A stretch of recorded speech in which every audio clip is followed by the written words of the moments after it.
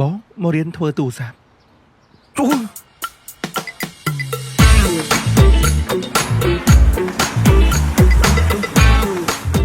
អត់ហើយចាគោលមកតែ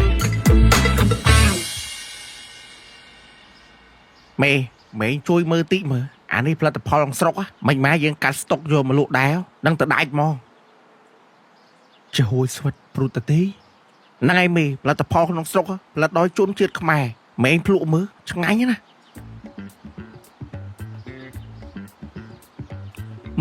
ចាហួយស្វិតព្រុតទីរសជាតិកូឡេនេះឆ្ងាញ់ហ្នឹងឯងមេរសជាតិព្រីងនេះក៏ឆ្ងាញ់ដែរមេ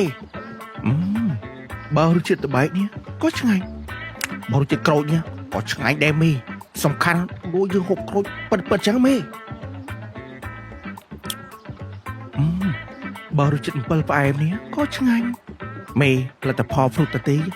មានគុណភាពស្តង់ដារចំណីអាហារលំដាប់ថ្នាក់ពិភពលោកណាមេហើយក៏ជាក្រុមហ៊ុនដំបូងគេដែលផលិតប្រភេទស្ករគ្រាប់និងចំហុយស្វិតនៅកម្ពុជាមេហើយងាយស្រួលរកទិញណាមេតាមបណ្ដាផ្សារឬតូបលក់ចៅភួយនានាទូទាំងប្រទេសមិនបាច់បារម្ភទេមេមានសុវត្ថិភាពក្នុងការទទួលទានពិសេសសម្រាប់កុមារมันប៉ះពាល់ដល់សុខភាពទេហើយអាចញ៉ាំបានគ្រប់វ័យគ្រប់គ្រងផលិតផលក្នុងស្រុកបើចឹងកាត់យកមកលក់មកចឹងបើអញ្ចឹងខ្ញុំតោណាមេហើយជប់នេះមេសម្រាប់នៅផ្ទះគឺសម្រាប់នរណាអត់ទេតោះសិនមិនម៉ែចាំយើងប្រាប់បាទ